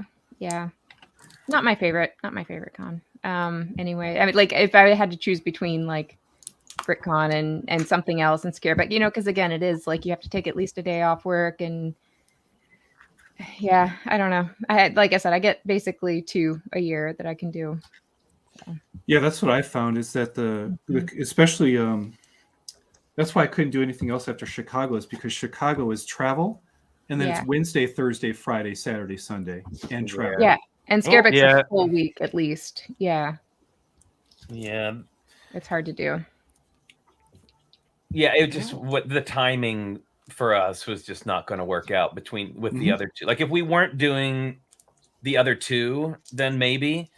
But with the other two, right,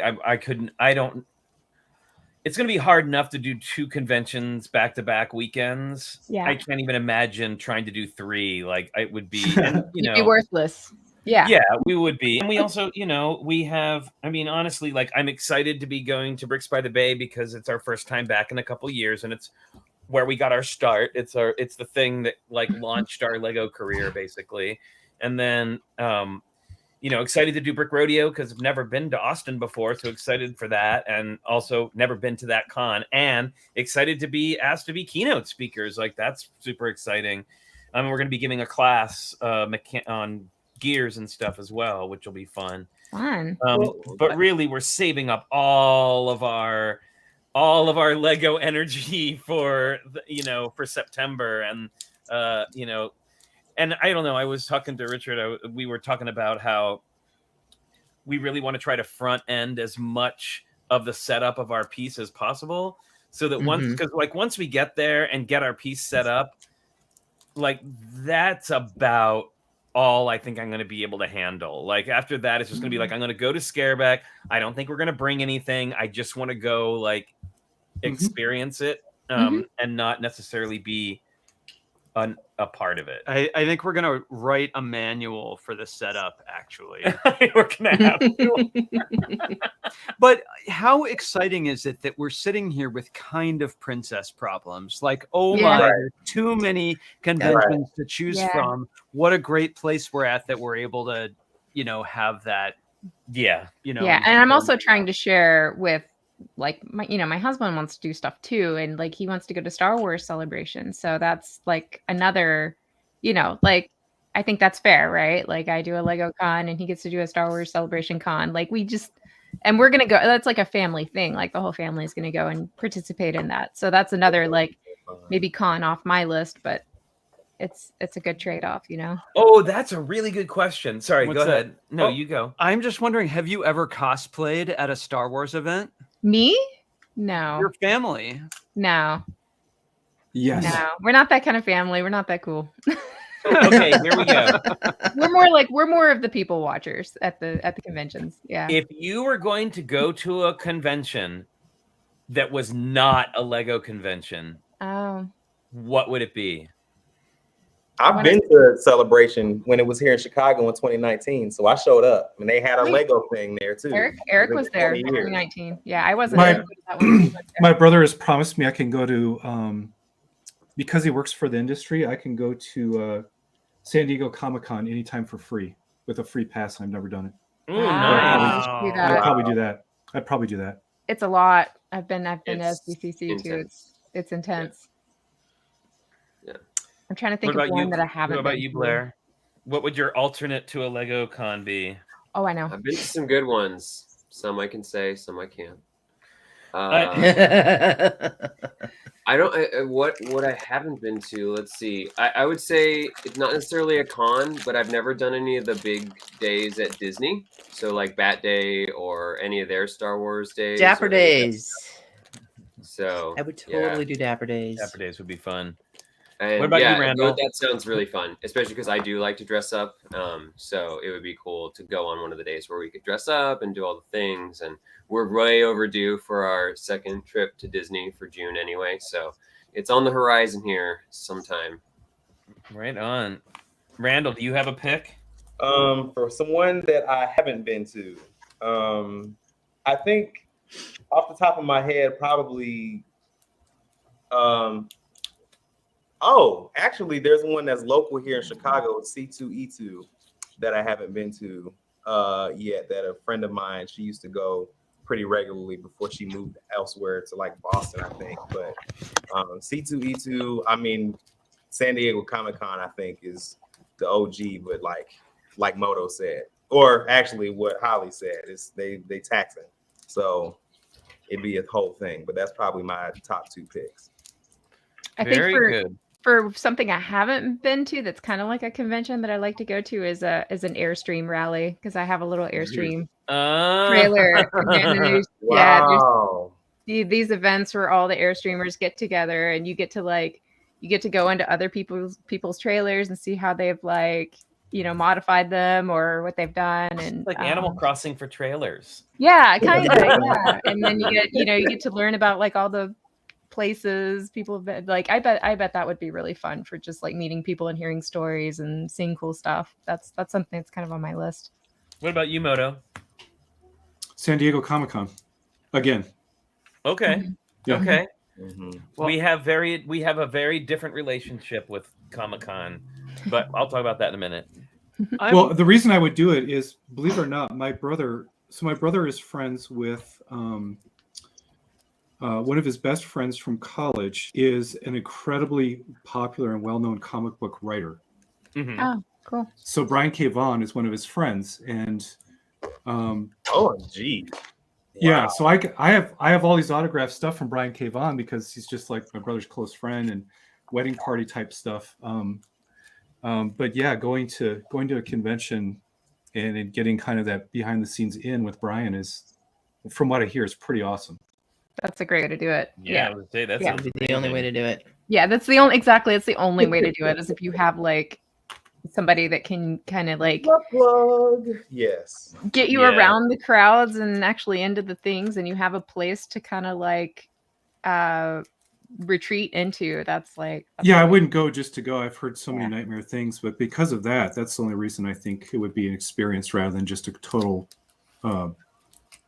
massive humanity type thing. Oh, it's so massive. I mean, the one thing that's good about the massive crowd for San Diego Comic-Con was that there is just incredible costumery everywhere.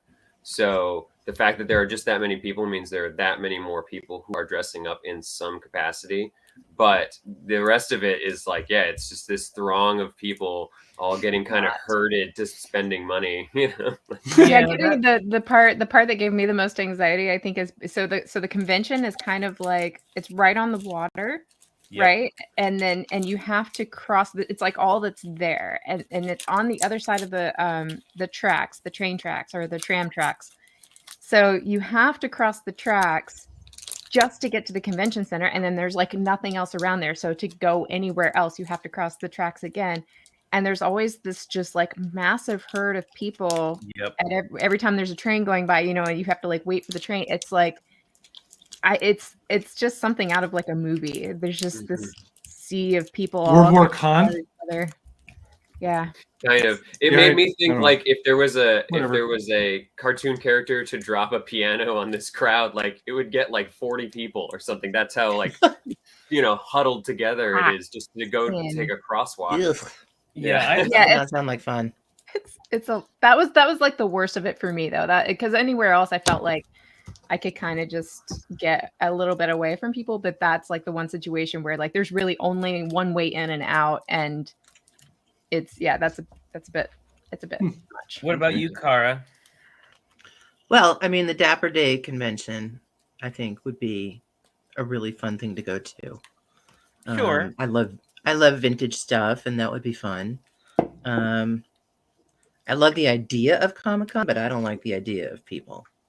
So that's just not going to happen for me. That's a quote. There you go. Exactly. I do. I Alexander says he wants to go to a plant show so he can trade some of his blueberry cultivars with other ones, and I want to eat some. I want to eat some of the blueberries. That's amazing. So I totally want that. It's so funny. I'm thinking back.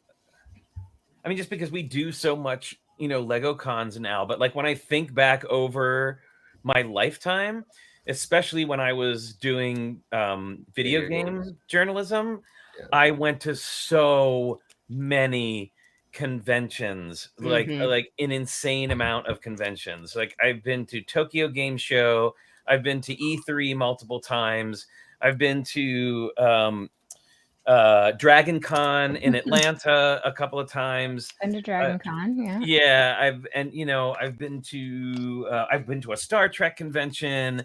I've been to GDC. Like I've had like it's so weird to think about at this point, but You I need have been to a you need to do lot the of Johnny Cash conventions. song "I've Been Everywhere," but replace it Yeah. with conventions and play it on the ukulele. There you go. Well, You so know, the 5,000 question is- bits. Yeah, the question Redemption. is, Flynn, what convention would you want to go to that you haven't been to? Like, what would be something so different? I mean, that's why I'm thinking, like, I don't know, an Airstream rally is like the most different thing I can think of. That Well, from I'll tell anything you, else I've Johnny done. just posted that, and I didn't even know this was a thing. CroftCon is happening on May 21st in Orinda, which is very close to us. What, like What is like that? puff and stuff? Yeah, so and- this is for old people. Oh. So if you remember, if anybody course. remembers from the Croft brothers, they used to do all these amazing like big like puppet like kids shows when we were kids. So like HR Puff and Stuff, Lidsville, Sigmund and the Sea Sigmund and the Monsters. Sea Monsters. Like this is all. As a matter of fact, when I went to Dragon Con, there was an autograph table from all the people from Land of the Lost. And right next to them was just like other people from the Croft shows, and Rip Taylor was there, and I got to meet the girl who played Holly in Land of the Lost, and I got her autograph of her being menaced by a slee stack, which is amazing. But yeah, like that would be fun for me, like some kind of, and I've been to toy shows, and I've even been to a toy and gun show. I wasn't there for the guns, but I'm just saying, like, that's a thing that happened here in California for quite some time. The toy and gun show. I don't know, whatever. I Did you guess ever- there's some kind of weird Venn diagram crossover. Well, it's Did you ever go to a it's an Wednesday? overlapping Yes. demographic. At some Friends point, there. we have time. I can tell you about the time in the 80s that, as a young child, I was at Sturgis during the Sturgis Harley Davidson convention in the 80s. Wow. Oh And- man. And my mom had this awesome story about how I met this pretty lady, and she had to like escort me away from her after a while. At Sturgis, because it was it was a choice of hardcore words. rally back in the 80s before it kind of cleaned up and got expensive. Well, I was gonna say is Ooh. that the I mean, talking about Comic-Con, like I was very fortunate having gone there as press. I was able to just like walk into most things, and there was like a special time for press that was separate from the public time, but it was incredibly overwhelming. And yes, I did do cosplay, by the way. My friend and I were the Venture Brothers for that one. I was Dean. It was very fun. I still have the costume, but it was too much, and it was actually ended up being the thing that kind of put me not going to conventions for a really long time. It was Which is too many people. It was too many people, too much noise, like too much muchness. Like I can't be shoulder to shoulder with people at a convention. Like Yeah. I can't do it. You know what I want? I want quiet time at the convention. That was such an awesome thing that conventions offer. If you're too stimulated, come to this quiet time. I want to go to the quiet time. Yeah. Yeah, I unfortunately, I think that's just something that's like comes with age. Like the older I get, the less. I'm saying for me, like the older I get, the less enticed I am by things like street fairs, and like I haven't been to a pride parade in years because it's literally just, especially here in San Francisco, it's just shoulder to shoulder nonstop. Like, and So I mean many that people. one's even outside, and I It's like that can't- here in Chicago too. for the Yeah. ride. Mhm. Hey, in 10 years, Flynn and Richard will be streaming from Walden. They'll just be like, Dream. they'll be out in the middle of nowhere over satellite, and there's just going to be like this Yep. pond behind them. And Me too, man. I will be Project Cardi's in my coming. Airstream in the middle of nowhere. They're going to I have love their Rob they're going to Too have much noise. I went to a trumpet convention. Vendors were wearing noise canceling headphones. Whoa, yeah. I cannot They got you even. beat. Rob, we went to An accordion festival, an accordion festival, which was really fun. That was pretty that cool. was awesome. But yeah, and although I have to say, as far as like too much muchness, the Tokyo Game Show really put a big, like, that was the first nail in the coffin for me of like going to things. I have never to this day experienced anything like that.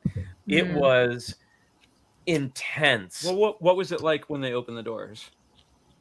Oh, Tokyo. well, I mean, that's a whole Tokyo nother alone, the thing, density like, in Tokyo, if that's a Yeah. reflection of anything. what'd you say? I was going to say the population density of Tokyo alone is the starting point. So Right. Well, it was, I mean, again, it was one of those things where the press had a certain amount of time ahead of time. But, and so, you know, that was fairly sparse. Like, we could walk around and talk with people. But it was so, when the crowds did finally arrive for the public day, it was so overwhelming, because I know in a lot of like American or Western conventions, they have like a limit on the amount of sound you can have coming out of your booth and that kind of thing because of, you know, sound bleed over sound. There's no such thing It there. goes to 11. Oh Mhm. yeah, Crikey. everybody's was up to 11 because everybody's competing with the other person who is louder. Every single booth had a video screen over it displaying some kind of video, and it was just like everywhere you looked there was no escape from the visual, from the sound, from the people. It was so what is it like to live in Ghost in the Shell? it was seriously intense, and yeah, that was, I've never Wow. seen like the day that they the day that they had the public day in, I nearly got trampled by a huge group. So the public day started halfway through a press day, so it was like a half and half day. So I'm there like standing in a pretty wide aisle, you know, probably like a 10 people from side to side aisle. And then I just heard this like siren go off, like this like siren horn go off. And I'm like, what's going on? And my friend's like, oh, they're letting the public in. And I was like, oh, okay. So like people will start, you know, coming in.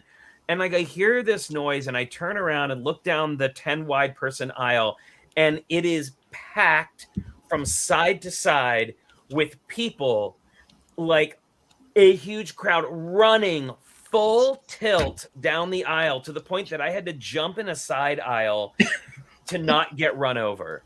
Oh Like my it God. was intense. It was like, it looked like one of those scenes from the Godzilla movie. They always have those scenes where people are like running like this and like looking behind them, and it was all these people running and looking behind them to make sure that they were going to get to wherever it was they were going first and not get trampled by everyone else. It was terrifying.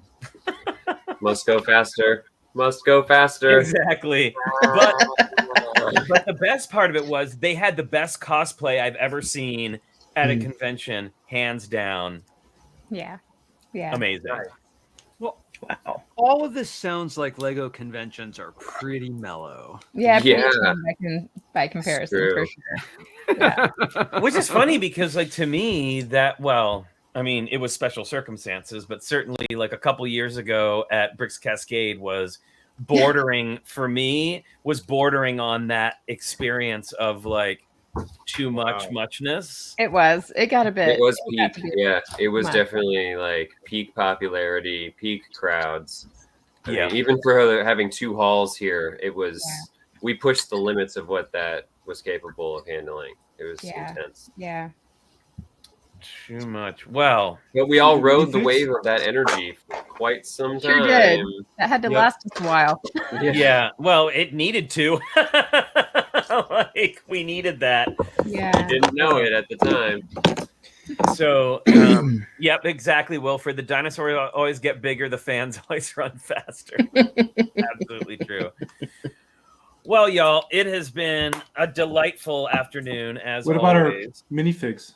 hanging Yeah, out. we're gonna with do y'all. figs. Mini Yeah, but figs. you know that I have to get through the thing where it acts like I'm leaving, but then you Oh. remind me of the minifigs, and then I could come back. So yes, it's minifig time. Let's share minifigs. I can Alright. start with Chris Pratt here, Jurassic World Chris Pratt. The Duplo version. He actually brought him out. So there you go. You're gonna There's your. terrorize us with these Too much. for, like until the end of time. I can see I mean, they do look a lot like the Jurassic World animal control people outfits. they do They absolutely. do. Oh my gosh. Oh, they're terrifying. Okay, that's terrifying. Randall. I will share this minifig Oh yeah. because I finally was able to pick it up. Nice. Oh, nice. Oh, Yeah. nice. Oh wow, it even has the big hook and everything Yeah. on it. Yeah. Oh, So great. the they even got the wheels flipping like this. Whoa. That mechanism is incredible. This is legit. Like they did a good job on this. That's pretty It blew my mind putting that mechanism together. It was Yeah. Yeah, I want mine so too. cool. Wow. So cool. Very cool. Blair. This guy. Yay! One of the Perfect. best and earliest suited CMF characters. Little dinosaur. That's a good guy. one. That's a really good one. I made one of my favorite vignettes with that little guy. Holly. All right, I am following suit and going with the dino guys. from Dino Oakland. guys. I like the skeleton one. Yeah, he's like a steampunk. That's steampunk That's great. great. dino. Those are really nice. Yeah, Very cool. that's Mr. Guy Hember over at Crazy Crazy Bird. Crazy bricks. Crazy Yep. Bricks. That red one reminds me of Jingle All the Way, like the superhero in that movie, like the red and gold outfit. Yeah. Are those bones gold? Mm-hmm. Oh, That's so Yeah. cool. That's Yeah, so that's good. gold. Brown and gold. Nice. Really, really good. Kara. Well, I'm following suit as well. I have 3 to share. So this super cute one. Oh yeah. And I Nice. love that they all have their little toe claws. Mhm. Mhm. Chimatoes. Then my steampunk pterodactyl that one's creature. nice too. More Or pterodon. skeletons. Pterodon or pterodactyl? I don't even know. I don't know the difference. Pteranodon. 4-year-old will need to tell me. And then the full-on fossil one. Oh, Oh, that's a good one. Yeah. That's so That's so cool. good. It's like the goth dinosaur. I Yeah. wanted those so badly. Yeah. all right. What have we got? You've got not Jurassic, but from the underworld is there you go. Yay. Ooh, I do love that thing. And mine is.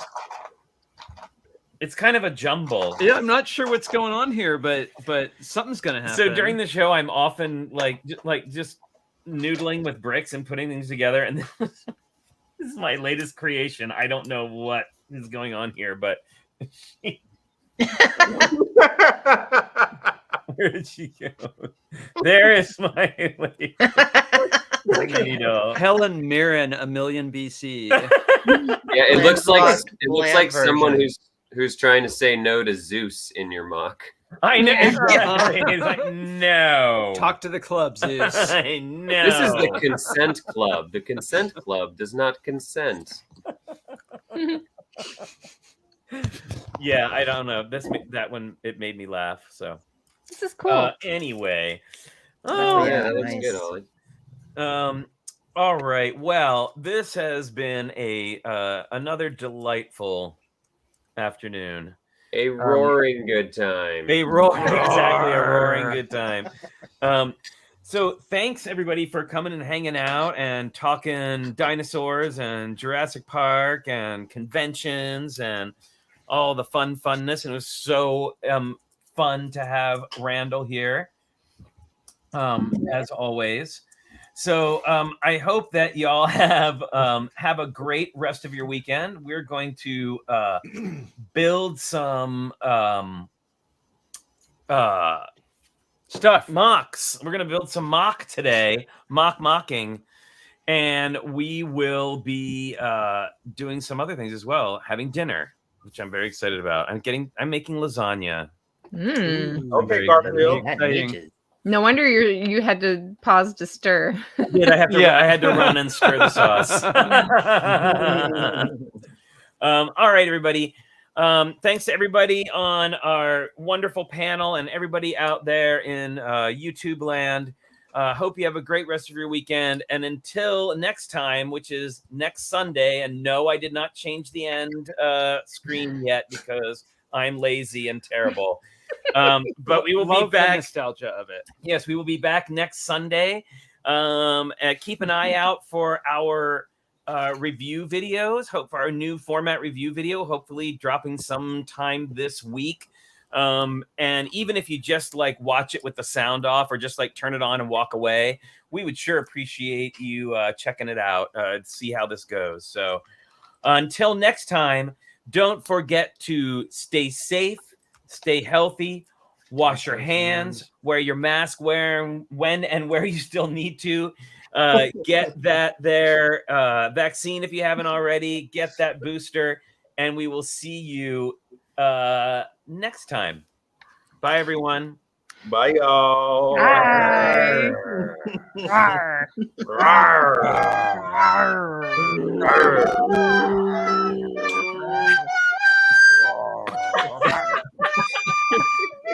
What's going on?